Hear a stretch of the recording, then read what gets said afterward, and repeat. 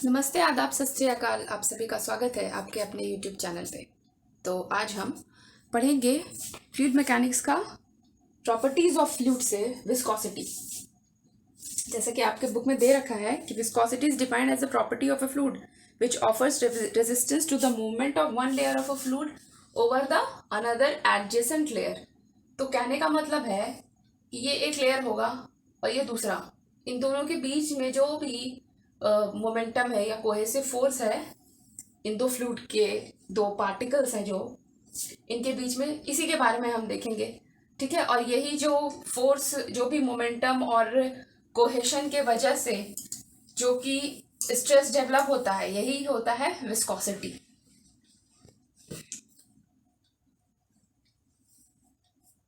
तो इसको resistive force भी कहते हैं। तो हम अगर एक प्रोफाइल ड्रॉ करके बनाते हैं, कैसे एक फिगर ले लेते हैं। ये एक बनाया गया है पार्टिकल 1 के लिए अपर लेयर, और ये जो है जो फ्लूइड का ही पार्टिकल है लोअर लेयर। और ये होगा ना स्टेशनरी होगा, ये स्टेशनरी है और ये जो है मोशन में है।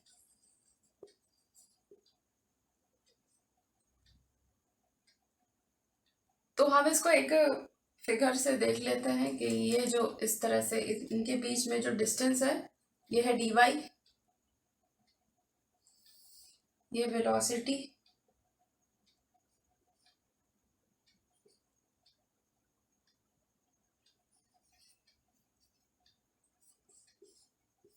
v वेलोसिटी से मोशन कर रहा है क्योंकि ये जो है मोशन में है।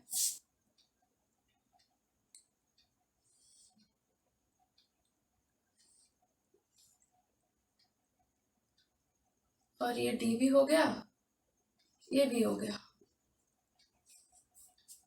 ठीक है। तो यहां से क्या हम देखते हैं कि इनके बीच में जो शेयर फोर्स लगेगा ना, तो फ्लूइड के बीच में जो शेयर फोर्स लगेगा वो किसके प्रोपोर्शनल होता है? Change in rate of change of velocity के होता है, du/dy। जहां पे du जो है एक स्मॉल पार्टिकल को लिया गया है और dy एक स्मॉल पार्टिकल से ये जो डिस्टेंस है ना, दो पार्टिकल के बीच का जो डिस्टेंस है उसको लिया गया है। अगर हम मैक्रोस्कोपिक फॉर्म में देखें ना, तो stress is proportional to v/y देख सकते हैं। ठीक है। ये v जो है वो पूरे एक पार्टिकल के लिए लिया गया है और ये जो y, ये वाला y है ना, इसको लिया गया है। ये मैक्रोस्कोपिक में देखा। और अगर छोटे पार्टिकल्स में देखा तो कुछ ऐसा। तो अगर हम प्रोपोर्शनैलिटी साइन यहां से हटाएंगे ना, तो एक कांस्टेंट आता है जिसको म्यू बोलते हैं। यही हो गया क्या? Dynamic viscosity, du/dy। आगे जब हम क्वेश्चन सॉल्व करते हैं ना, तो इसी को इंटीग्रेट कर देते हैं। इंटीग्रेशन से क्या होता है कि ये जो है स्मॉल से बड़ी हो जाती है, क्योंकि अभी हम क्या कर रहे हैं कि छोटे पार्टिकल्स के एक एक छोटे साइज को कंसीडर किया गया है। ठीक है, इसको विस्कोसिटी को समझने के लिए। और इनके बीच में जो है क्या क्या फोर्स लग रहा है? एक तो मोमेंटम लग रहा है और दूसरा कोहेसिव फोर्स लग रहा है इनके बीच में, दोनों पार्टिकल्स के बीच में। तो ये हो गया। ये म्यू क्या है? म्यू है डायनामिक विस्कोसिटी।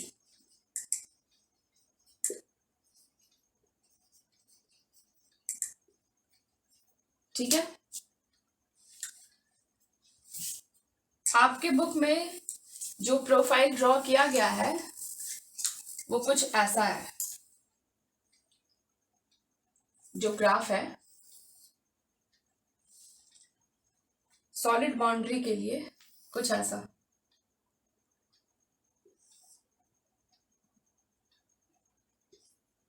ये लोअर ये जो लोअर पार्टिकल्स के लिए है ये स्पीड u, और अपर पार्टिकल्स के लिए, जो पार्टिकल के लिए u+du, क्योंकि दो एडजेसेंट पार्टिकल को ही लेना है, पहला पार्टिकल और दूसरा। ये क्या है? फ्लूइड के लिए लिया जा रहा है।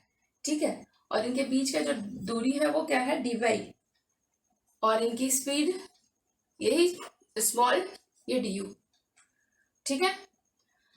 और ये यहाँ पे ये स्पीड है u स्पीड, और ये y, जहां पे ये फ्लूइड का स्पीड है और y फ्लूइड के बीच की दूरी है, दो पार्टिकल्स के बीच की दूरी है।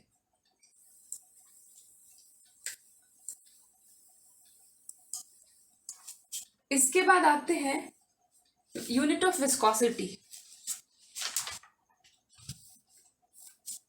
Share stress is equals to क्या देखने को मिला, mu into D U by D Y. Shear stress क्या होता है, न्यूटन पर मीटर स्क्वायर।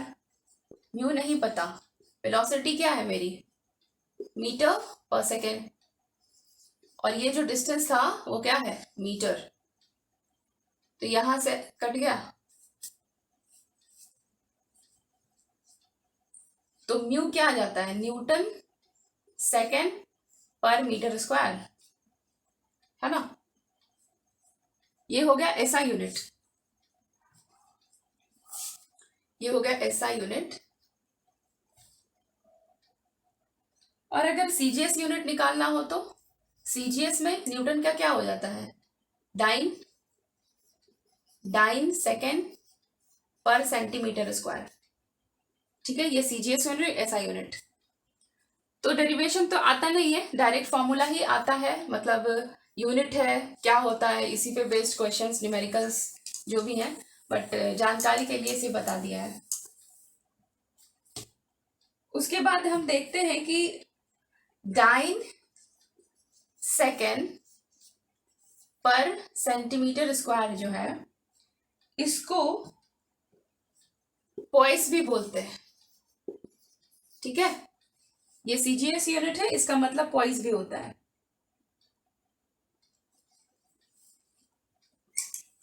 नेक्स्ट आते हैं काइनेमैटिक विस्कोसिटी।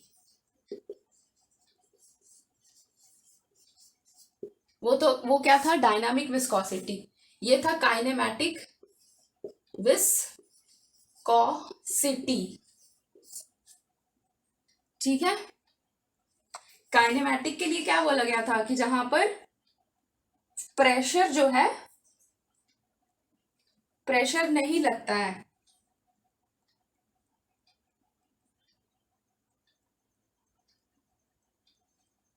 बट फ्लूइड जो हो मोशन में हो, बट प्रेशर नहीं लगेगा। डायनामिक में क्या, जहां पे मोशन भी हो और प्रेशर भी एक्ट करेगा। ठीक है, तो ये था काइनेमेटिक्स। तो काइनेमेटिक्स के लिए आपने क्या है, इसको तो पहले न्यू से रिप्रेजेंट करते हैं, ये है nu is equals to dynamic viscosity to the density of the fluid. Mu क्या है, डायनामिक विस्कोसिटी।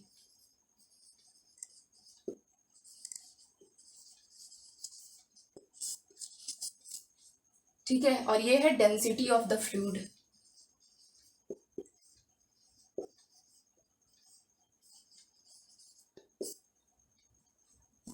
तो हो गया ये खत्म, काइनेमैटिक विस्कोसिटी।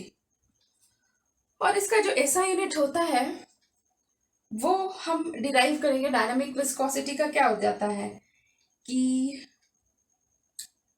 क्या था वहां पर,